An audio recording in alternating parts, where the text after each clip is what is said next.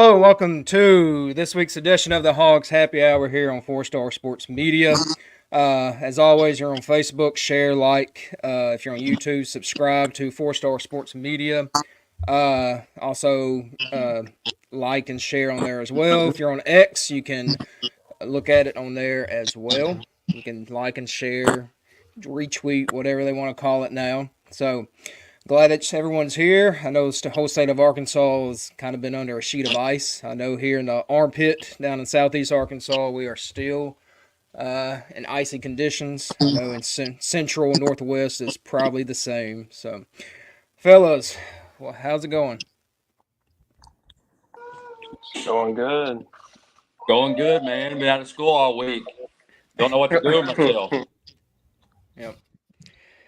So we're gonna start the show off with our good buddy Wes Pruitt. He is, the gymnastics team. They started their season last week in great fashion. They defeated, was it Georgia, Wes, if I'm correct? Or is, Yeah, knocked off oh, Georgia. mhm. 197.150 to Ooh, 196.350, which was a close. record-setting night. That was a historic night for Arkansas gymnastics. Yeah. So we're gonna give Wes the floor. He was, I think he was there in attendance, and he's got. We're gonna talk about what happened, and then also preview tomorrow's meet, which will be on SEC Network if you want to check that out. Yeah, man. Thanks for having me on. First off, you guys do an incredible job. I thoroughly enjoy this show every single week. Just how you guys bounce around. You talk a little bit of everything, but then you also do it from a conference perspective. And I really like that. It kind of sets yourself apart a little bit. I really enjoyed that. No, but Arkansas gymnastics, led by gold medalist Jordan Weaver, and coming into her fifth season now at the helm, does an incredible job, especially at Barnhill, which is where their normal home meets are. They do have some meets at Bud Walton. They'll finish up the year there with a meet against Nebraska, I believe. Um, but at a historic night last Friday night, 197.150 to 196.350, as I said, over Georgia. But they started out on vault. So there's four different what they call rotations. Okay.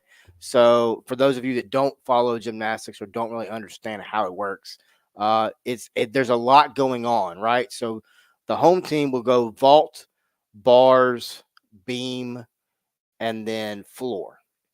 So when the vault is going on, the other team is generally on, I believe it's beam. I could be wrong on these. Honestly, I apologize. But then after that, you go to bars, then beam. So typically on vault, Arkansas is pretty strong when it comes to that. But they had a personal best from Cammy Weaver the other night. Lauren Williams, a local product from there in Rogers, Arkansas, stepped in and had a 9.900. That's out of 10. Can you hear me? Yeah, yeah, you're good. Just Okay. Ashton's. I don't know. Okay. I just Ashton's want to make having sure issue. you didn't lose me. Yeah. Um, No, you're good. it's okay. I get it, man. Hey, man, internet down there in South Arkansas is pain. Trust me. No, Cammy Yeah. Weaver, man, Go ahead. really, really talented. But she got, like I said, she got things started off. Priscilla Park, who's a freshman, young. This team is not only deep, but they're youthful. If that makes any sense. So Priscilla Park, they call her Scylla, had a 9.990, or I'm sorry, 9.825. That's out of 10. And then they ended up with a total score of 49 after the first rotation. Went to bars, which bars, if you've watched this team, especially last season, this is the one rotation that Jordan Weaver and this staff, who's loaded. By the way, Arkansas is one of the only, I believe, is the only staff in the nation that has all gold medalists or multiple gold medalists on their gymnastics staff. But bars, really, really, really looked really good last night or last Friday. Sorry. Sophomore Jamie Pratt had a 9.900. Senior Jensen Scalzo followed it right up with an incredible 9.990 as well. Priscilla Park, the young lady I just spoke about, came right back with a 9.825. Junior Maddie Jones, who brings a lot of energy, had an incredible dismount, 9.875. Ended up with a 49.325 for that second rotation.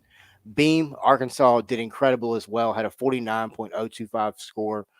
Weaver scored a 9.750. Lauren Williams, the girl I talked about earlier from local Rogers, Arkansas product, 9.750 as well. But then Arkansas, man, when it comes to that floor routine, they closed the night with it. That entire arena is just filled with energy, waiting on this event to start because they know that's where Arkansas shines. And you saw a 9.850, a 9.925, a 9.90, and then a 9.950 from Frankie Price, which she literally, man, they call her Frank Dog. It's the Snoop Dogg song. She literally crip walks in the middle of it. I don't know, man. I mean, as a guy from Memphis, Tennessee, I love her dance. Like last year, I mean, I'm dancing with her. I mean, I've literally kind of learned her routine a little bit. Um, it's fun, man. It really is, and that's the other thing I want to talk about. If I've got time, is Oh yeah, just you got how time. this entire team, man. If you watch, they're all doing each other's routines. They're all cheering each other on, even when somebody falls or if somebody doesn't, stick the dismount or doesn't hit their routine like they're supposed to. There's just so much love, man. There's so much energy behind it, and then the refreshing thing, and that's the only way I can think to describe it is the word refreshing, is the fans. Like there's no, I mean, I don't want to, you know what I mean? Yeah. Like Hmm. there's no drama there. It's just, man, they're excited to watch. They're having fun. I mean, it's a Friday night. It's a family atmosphere, and they brag about it. It's a family atmosphere. And I mean, hey, I'll be honest with you. That place gets loud. I mean, I don't know if you guys ever been inside Barnhill, but that place can get loud for sure. But I mean, this team's now number 4 in the country. I mean, it's there's that kind of talent there. I mean, and what I find very unique about gymnastics is it's not just the team that goes to the NCAA championship, since it's an individual scored sport. The individual goes. So you had Lauren Williams in the national championship, or in the NCAA tournament. You had Cammie Weaver and others last year who participated. So Jordan Weaver's definitely grown this brand, grown this program since she's been there. And I mean, the proof is in the pudding. You look at the fan base. You look. I mean, they're selling out arenas. They've got all sorts of little promos throughout the year. Last Friday night was alumni night, so you had a really good crowd. But now you hit the road and you go against an Alabama team that's really talented. They came in here to last year to Fayetteville to start the season, knocked off by the Razorbacks in a very close one. I talked about the bars routine. That's the routine that cost Arkansas the meet last year against Alabama to start the season. When you look at what they did last Friday night, I think that if they can continue, and of course, the other thing about this is it's very similar to football or to baseball, for that matter. If you have a good practice throughout the week, you're the one who's in. And then what I enjoy is there's also exhibitions. So like there's generally going to be 4 people that are going to participate in the rotation, right? Well, there may be 5 or 6 because there may be other girls that had a really good practice that coach wants to see. Okay, let me see how she does under these, this type of pressure or these type of circumstances, and they can actually work their way into the rotation. So it's a way that as you watch this team throughout the year, and you see this team, you literally see the girls grow and mold and become better, or they have a bad meet, how do they come back? I mean, there's so many storylines with this team. Lauren Rogers is an incredible talent. Like I said, Frankie Price, man, we tweeted it out, 4-Star Sports Media, last Friday night. She's worth the admission for a season ticket by herself alone. She brings the energy on the floor. She's gonna have fun. She's smiling. If you don't, like I said, you don't get up and dance during Frankie Price is floor routine. Man, there's something wrong with you. Yeah. Yeah, I know it's I've just Friday night, just kind of flipping through the channels. I may stumble upon me and my wife are watching TV, and she wants to watch it. It is exciting. It's exciting sport to watch. These girls are very athletic. It is a very athletic, demanding sport. I don't know about Ashton, but with our health and PE degrees, I did have to take a gymnastics class, so you know it was And not fun. I tell you. well, Blake, I think I'd pay good money. Whoa, hold on. to try This and do changes cartwheels. everything. I didn't realize you took a gymnastic. Okay, we can have this Yes. conversation. I'm ready for this conversation. Hey, Yeah. you have to show us a floor routine sometime, Blake. That was y'all joke about it. That was the final test, was a floor routine with the ribbons and everything else. And when we say a So you floor had to routine, create the choreograph. That's cool. Yes. but Wes, when we say a floor routine, Blake just laid on the floor. Yeah. Yes. I mean, Hey, it's Did. still a routine. It doesn't matter. I did one roll and that was it. I couldn't get up. So That's it was a it's heck a of one roll. Was it Brother. like beach whale style? yeah. brother, Oh yeah. I would pay good money to watch Coach Ho do a cartwheel. There's video out there. I just don't know who has it. I'm gonna tell you right now. I've YouTube? Arkansas being in the top 10. I was looking at the rankings. Obviously, there's a lot of teams in the SEC alone. Right, you got Alabama right in front of us, and then like right behind them, you've got Kentucky, you got LSU, Florida. I may have been on that Yeah. list. Now I know Florida used to be is a powerhouse, right, in gymnastics terms. Florida's good. Right. Florida's good every year. I Yeah. mean, one of the more popular girls amongst NILs named Olivia Dunn. She's with Yeah, LSU Liv. Gymnastics. I deal with Olivia teenage Dunn, boys. Yeah, She's every really. I day. mean, look. So I know who she is. Yeah, yeah. I You get it. Them teenage Okay. boys, I yeah. get it. Them Yeah. teen- Them teenage boys, they love her. But, but I know Okay. that I'm sure that fits well in the old household of Arkansas fans. yeah. I watch them do routines, and man, I just think to myself, my gosh, it's impressive. They're very athletic.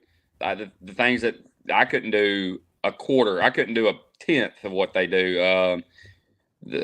I bet I've never been to see a live routine, but I have seen that place. I bet it gets electric, especially when it's real close. I mean, 197 to 196 Yeah. against Georgia. Man, that's a nail biter. Of course, I don't know exactly all the nuances or the ins and outs of how judges judge routines and stuff like that. But I'm sure if you're live and you're there, Really seeing simple, man. It's like essentially like when you're coming off of the beam. Okay, for example. By the way, the beam is like literally this wide. I mean, it's not even wide enough for your foot to really sit on. Yeah. And these girls are jumping, flipping, jump one-legged. Yeah, it's wild. So essentially, when you come off a beam or when you come off of a bar, you want to land and not step, not anything. You want to land and stick. Okay, so that's like when Arkansas sticks a landing, they'll yell out, and that's another Arkansas, and everybody yells "stuck landing" or whatever it is. Right? Oh, that's pretty cool. Yeah, it is. It is. It's pretty cool. So, so I mean, that's basically what it's judged on. But I mean, if you go back and watch that vault routine, right? That's what the home team's always going to start on. These girls, I mean, when you're there watching it live, it's even more impressive. They are literally, I mean, they're running 40 yards before they hit this. That vault, Yeah. Well, it's The like pommel a horse. little trampoline. Mm-hmm. Yeah, but did you have to do it too?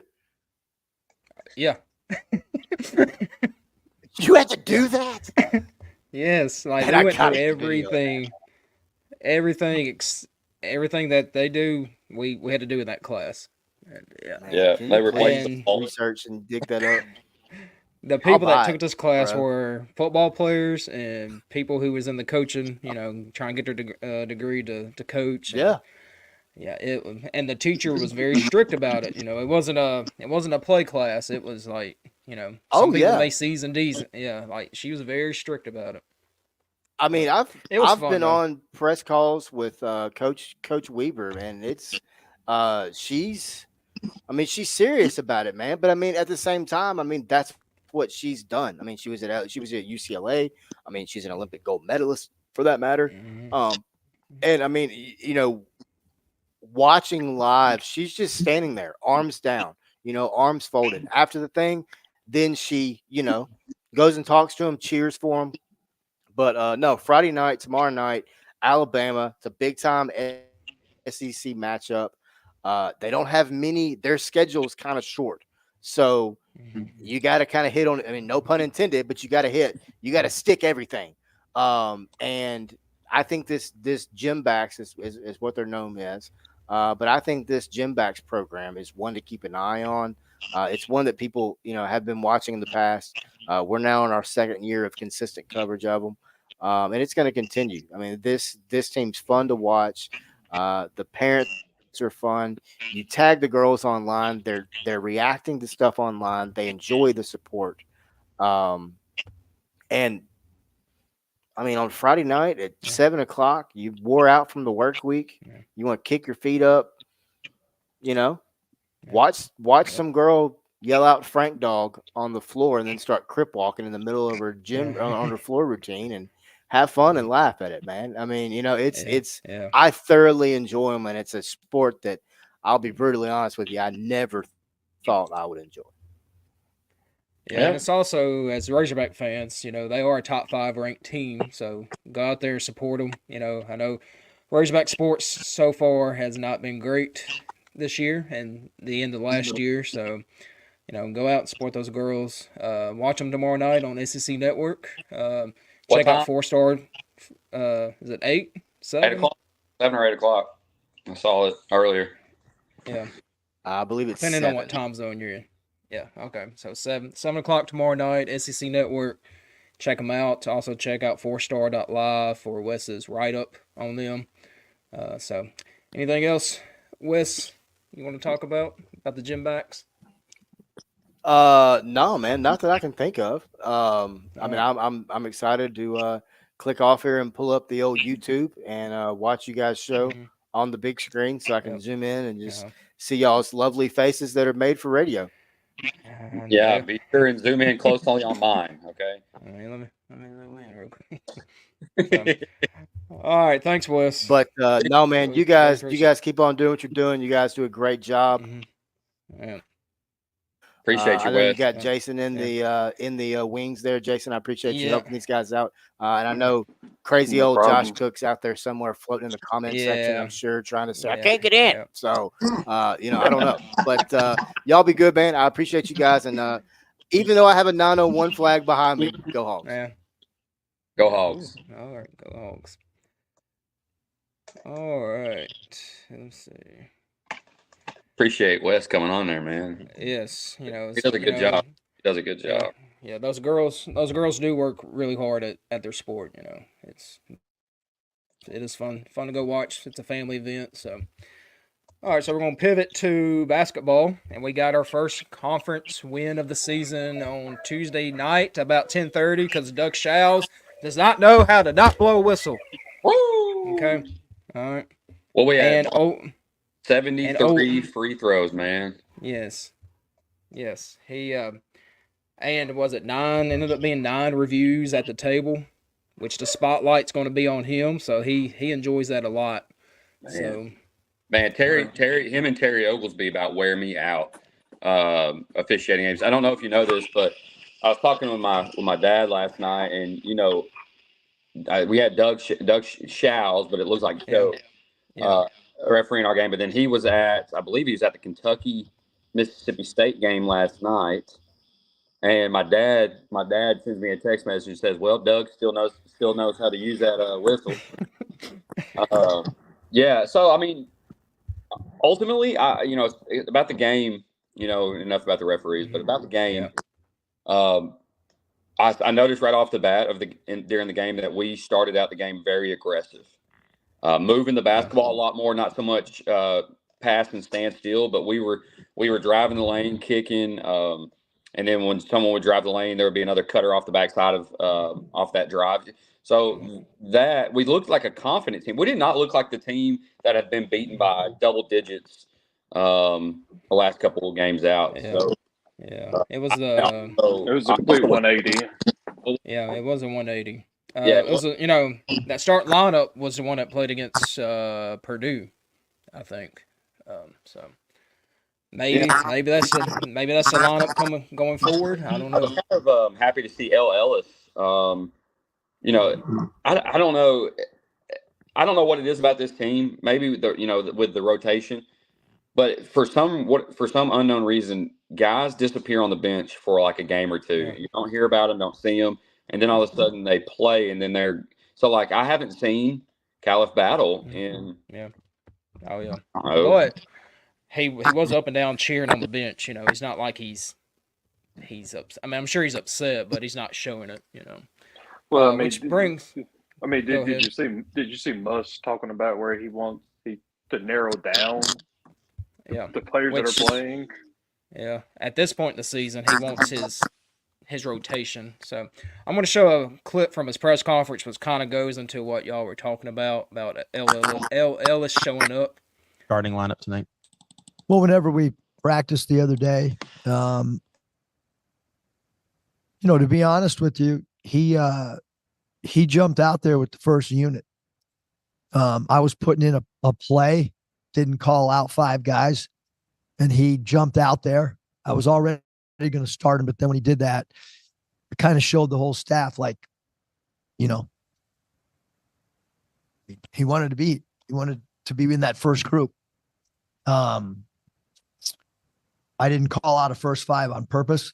I wanted to see who the first 5 that were eager to get out there, as we were adding something. And look, we need him to play well. And he went 3 for 11. But the key was his rebounding. That's a career high. He played a lot of minutes last year. I mean, you look at those minutes every night, and for him to rebound the ball like he did, phenomenal. And our bench has to rebound. I mean, flat out. This plus minus thing is important to me and to our staff. And we got to get better in the plus minus area from an individual standpoint. Some of our guys, that's got to happen. So that was Eric Musselman talking about how L. Ellis ended up in the starting lineup. Basically, he kind of put himself out there as a leader, and kind of showed up during the game. He had a awesome night rebounding. I think it was only 3 of 11, 3 of 12 shooting, but A&M is the best rebounding team in the SEC, and it showed because they killed us on the boards. Yeah.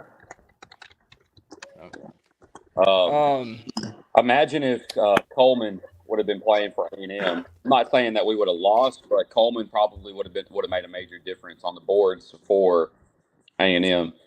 I'll also say this: Wade Taylor is a freaking baller. Yes. Yep. He shot it a lot. Like what 30?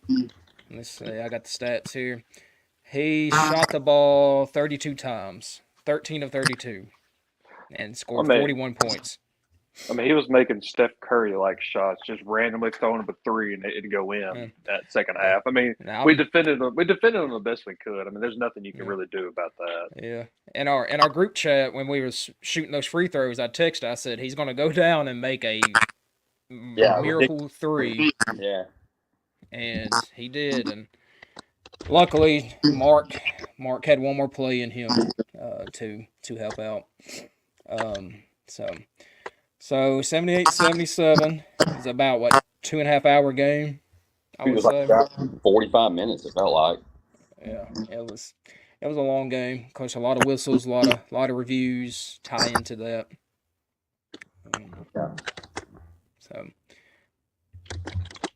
All right, so let's go back to last Saturday. We went to Florida and got our butts handed to us. They beat us 90-68. A lot of people may not know this, but from the Georgia game to Florida, we did not travel back home. We just went straight to Florida.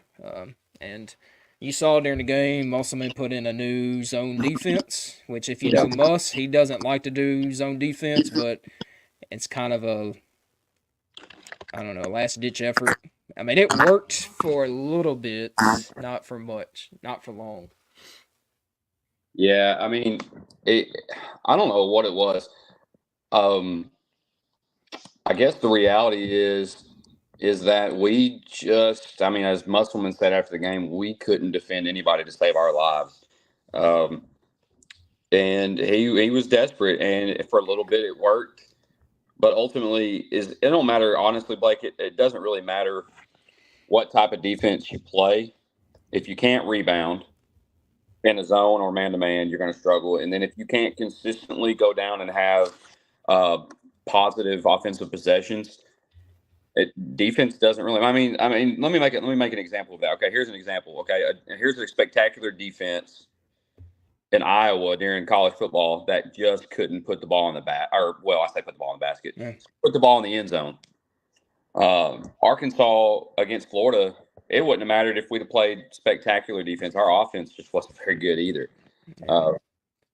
I don't think the defense against A&M was that great. It was better. Mm-hmm. But we get being on the boards. There is just a glaring deficiency with Arkansas right now, and I bet both of y'all can tell me what it is. Can't shoot and defense. Well, we don't rebound the ball. That's it. That's it. Yeah. We don't have a single big man that is willing to mix it up inside. Yeah. Not a single one. Yeah. So and we need it. Yeah. So we're still gonna talk about basketball, but now the question is this the must bust U-turn that we see every year that we just witnessed the beginning of what Arkansas fans are used to in mid-January, where we turn it around. Okay. Now our next game is South Carolina Saturday, and then we have a pretty tough game in middle of the week at Ole Miss. So, do y'all think this was the turning point, or is this just a flash in the pan? It's a flash in the pan. I'm not convinced. We're playing South Carolina. I think we could definitely win that game. They're sitting there, I think, at 14-4. I don't know but this is a team in South Carolina that was like 267th in the net rankings last year, 237th, something like that, and now they're 67th. And we're talking like a nearly 200 spot turnaround in net rankings. So it doesn't matter at this point really who comes into Fayetteville. It's going to be a tough game. Vanderbilt's going to be a tough game. Anybody in the SEC is going to be a tough game right now. So understanding that. Then we got to flip this over to Ole Miss. Well, Ole Miss is a team that was like 128th or something like that in the net rankings, and now they're completely turned around as well, and they're rolling, man. They got beat last night by LSU. They ran into a buzzsaw named Jordan Wright, who was a transfer from Vanderbilt at LSU, and I think he scored like 27 points. But Ole Miss, man, they got size. They got a 7'5" kid. I think he's 7'5", and then they got that transfer from Oklahoma State named Cisse, and that dude, he's a rim protector. So we're going to have to be able to rebound the ball, and we're going to have to be able to score the basket inside as much as we scored outside. So let that kind of sink in a little bit. Kind of makes you nervous about the next couple games. Yeah. So Ashton thinks we're going to go 0-2. Next two games. I'm going to say 1-1. I mean, I think it would be really great if we can go 2-0 because of what's coming ahead with our schedule. I just don't see it. Don't see it. Yeah. All right. So Jason, was this the must bust U-turn, or is it kind of too early to tell? I think it's a turn, but not quite a U-turn. This is more of a wide right 18-wheeler turning. We're starting the turn, but not quite there. Yeah. I will say that win Tuesday night gave this team some confidence going into these next few games. If Mark did not hit that runner at the end, it would have been bad. Like, I think the confidence of this team would have been way down. It was already down, but I think that win kind of helps them a little bit. Now you got a South Carolina team who just lost one of their guards. He's out for 2 to 3 weeks. So they average about 10 points a game. I got my notes here. Hold on.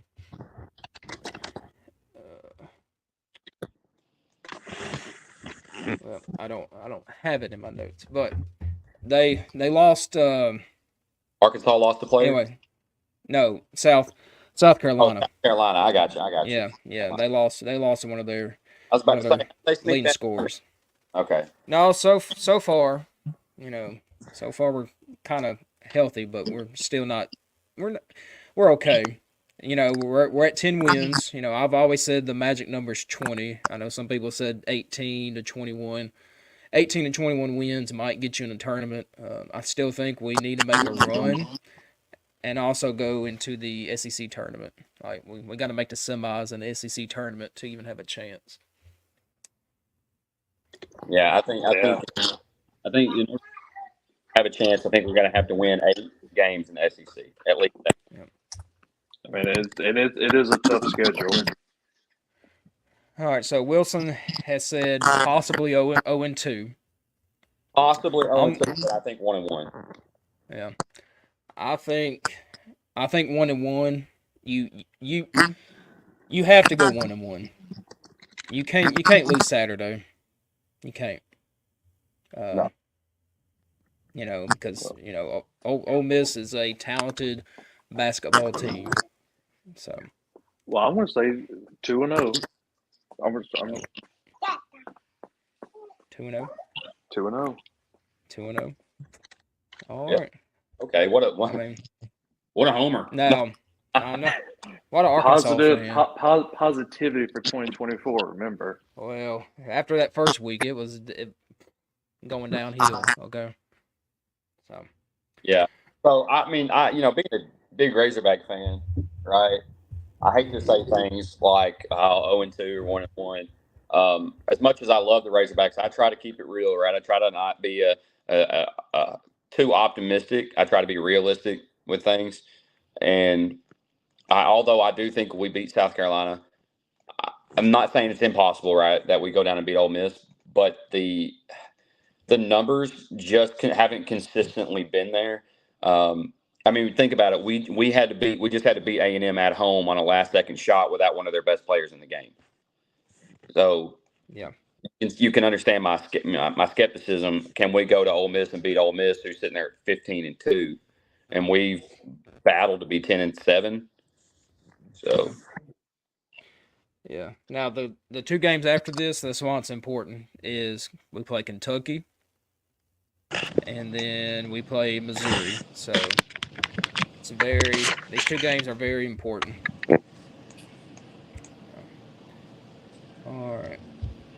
Also, I want to talk about the flagrant. All right, I want to talk about the flagrant foul against Devo, the F2 that was elevated to an F2. It was at first it was called a common foul, and then they obviously Doug had to go to his favorite spot, and that's the scores table, and look at the monitor. They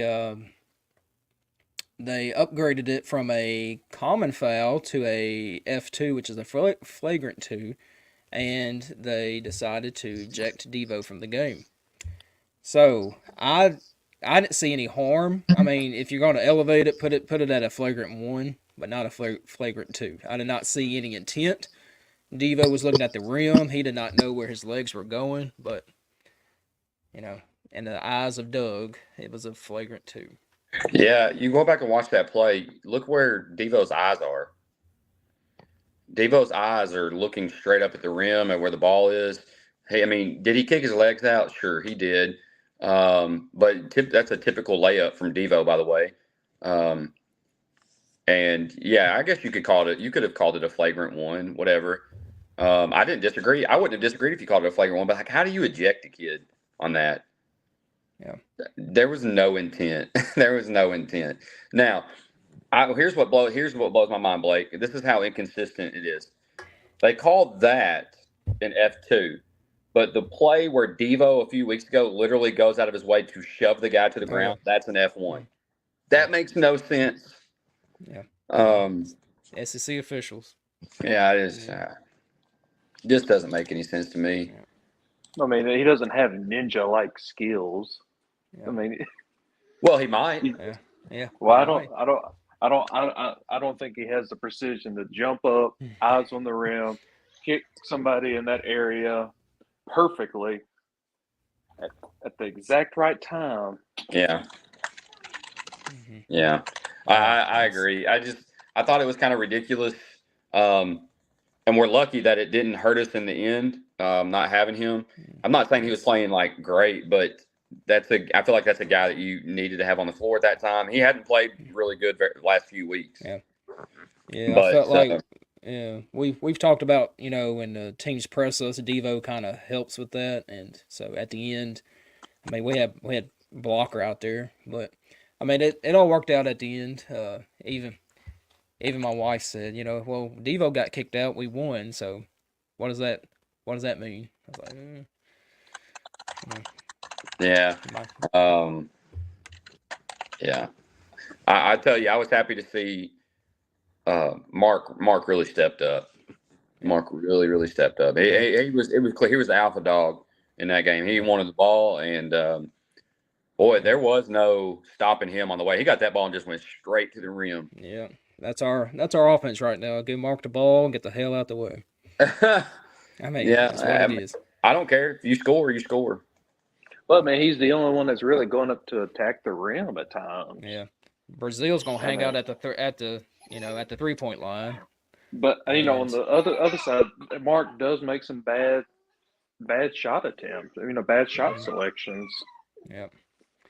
I think if we get Minifield going, I don't know what's going on with him, but I think that's more of us a strategy right now than Minifield. If we get him going, because at the beginning of the season, you were building this team around Brazil, and I think now you have to build it around Mark. I think Mark's going to be your guy, so we just got to build it around him. Yeah, definitely. All right, we're going to move into this happened last night. Okay, I don't know if y'all have seen it, but I'm going to play this clip from Texas Longhorns. I know they're not quite in our conference yet, but I'll play this and then we'll talk. You win the right way, you lose the right way. And, I always tell my guys, whether you win or lose, you win the right way. You lose the right way, you carry yourself the right way. You don't go through the handshake line or prior to getting to the handshake line and have about 6 or 7 guys putting the horns down. We don't do that, because when you do those kind of things, it looks very classless, and it also looks like you were just hoping to win.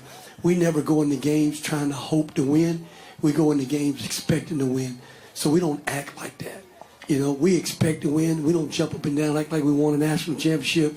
We sure don't step on anyone's home court deal and act crazy and try to show them up in any way. We don't do that. So that's what I was angry about. And I was letting those guys know you don't do that. You guys won. Hey, we shake your hand, tip our hat to you. All right, so he was mad that UCF, which is a conference team, put horns down toward them, even though they blew I think a 19-point lead at home. Get over to it. them. Yeah, get over it, Coach. I'm sorry. I mean, they're doing it in every sport. They're going to do horns down. Fans are going to do horns down. Get over it. You know what? I mean, he was upset.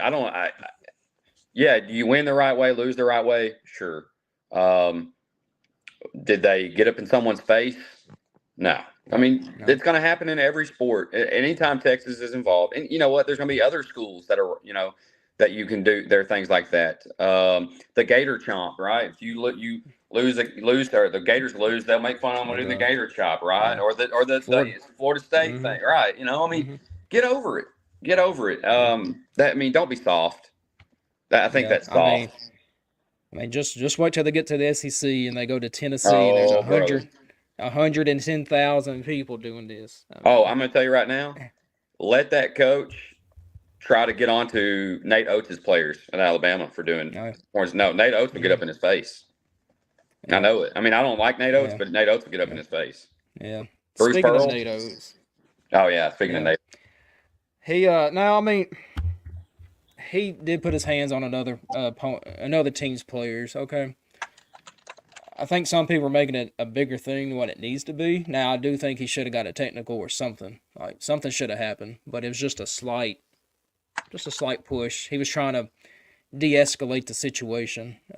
But at the end of the day, you do not put your hands on other people's players at all. So, Jason, what's your thoughts on the horns down and Nate Oates?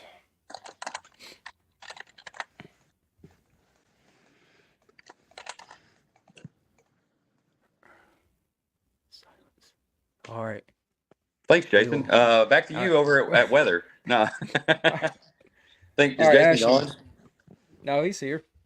I don't know. But, all right, Ashton, talk about Nate Oates. I mean, it was kind of a big deal. I saw the play. I was watching Alabama and Missouri play. During the I guess it was a timeout. Missouri player. I don't know if he got up and he was. I don't know if he was just bragging or I don't know. He got up in someone's face over towards the Texas. Now Texas on my mind towards the Alabama bench, and he was saying something to a player, and then Nate Oates got in between the player and the kid from Missouri. The Missouri kid was actually he shouldn't have been over there to begin with, and I agree with that. He shouldn't have been over there. But the Missouri kid had his arms down or crossed like this. I don't even think he was actually saying anything at this point, but Nate Oates put his hand and pushed him out of there. The announcer said probably not the best thing because what if that kid would have come up swinging on Nate Oates? That would have caused an absolute throwdown between both teams. Yeah. So Nate Oates got to be smarter than that, and the officials. They've got to be, I didn't really think the officials did a good game, or did a good job during that game. I don't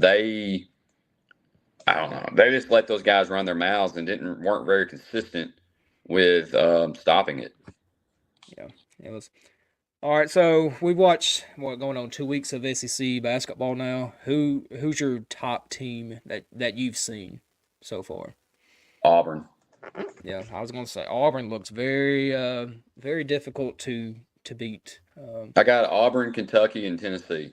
Yeah, Tennessee's got a dude who can score the ball. I think last 3 games he has over 100 points. Yeah, Connect. Connect. What a name. Yeah. He's a stud, man. He's an absolute stud. So, and I was just thinking of the Razorback schedule. I think Tennessee's the last game of the season. One of them, so it could, come down to if we got 16 or 17 wins, we might have to beat Tennessee, which I do not see that happening. I don't know if any of y'all do.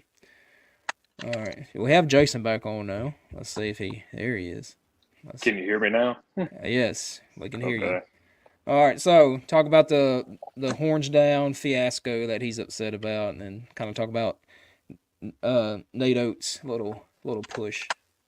Well, Texas better suck it up. It's definitely not going to get any better once you get in the SEC. Yep. Yeah. Let's.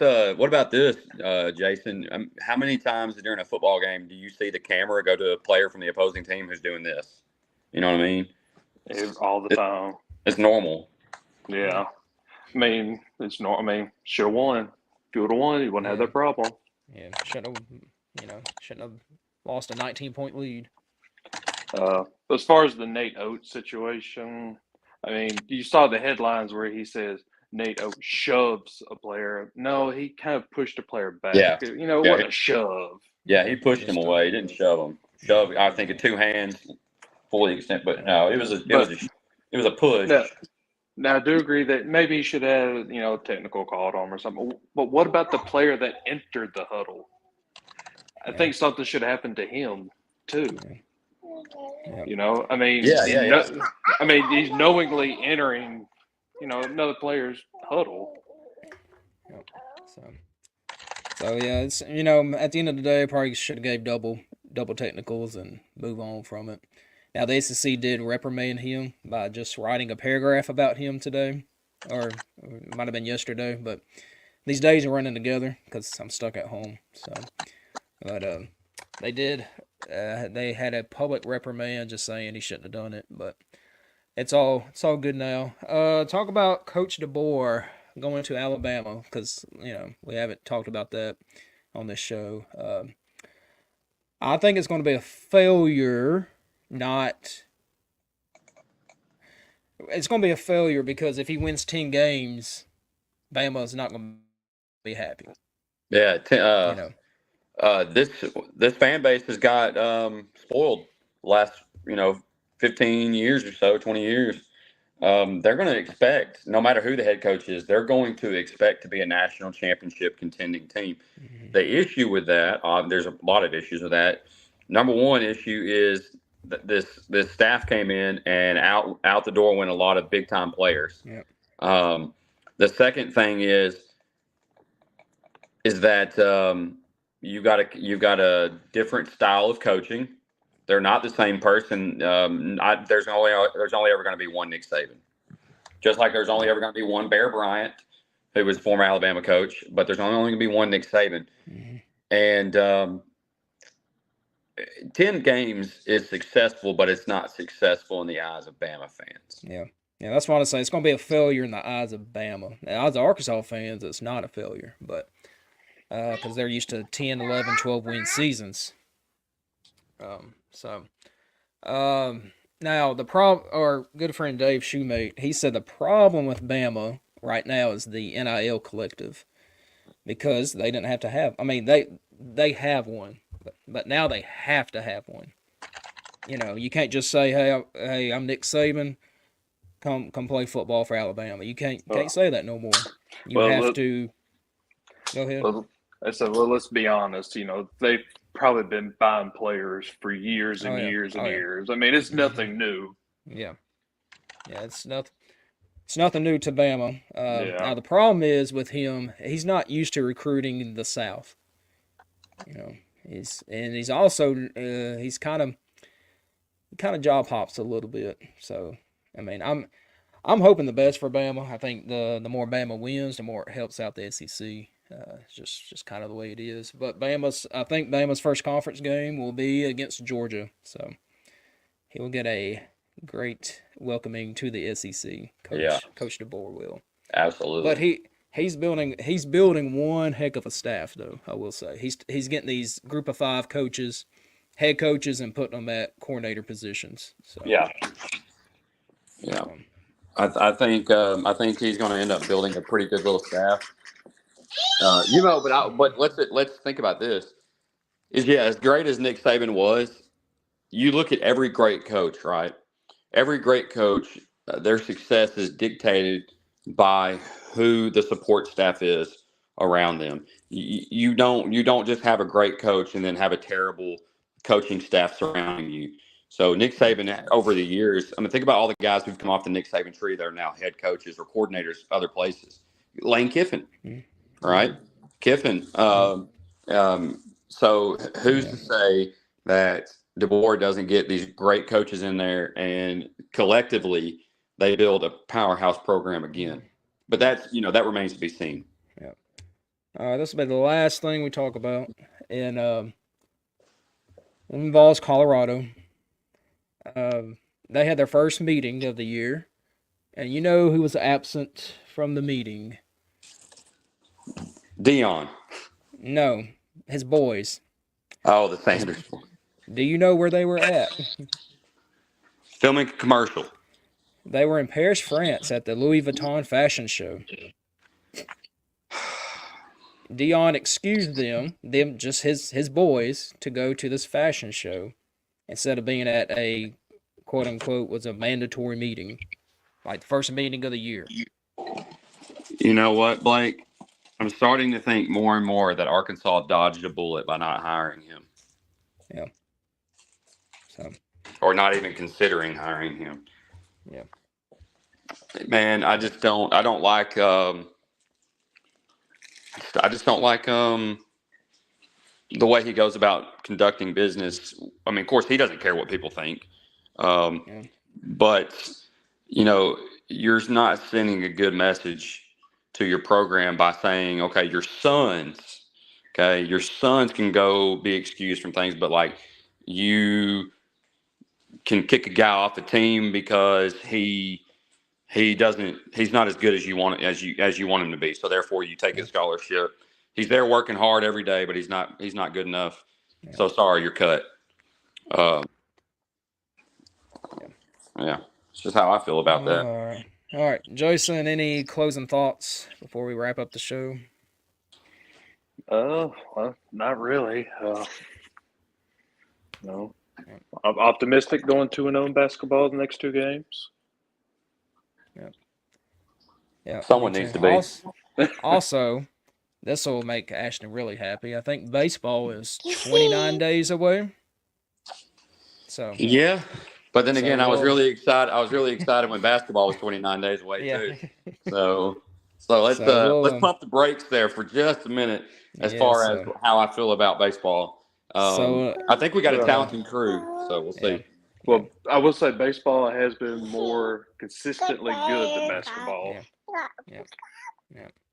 So, all right. So for Ashton, for Blake, for Jason, for Wes, this has been the Hogs Happy Hour here on the 4-Star Sports Media. So be sure to like, subscribe, and do all that fun stuff. So see y'all next week.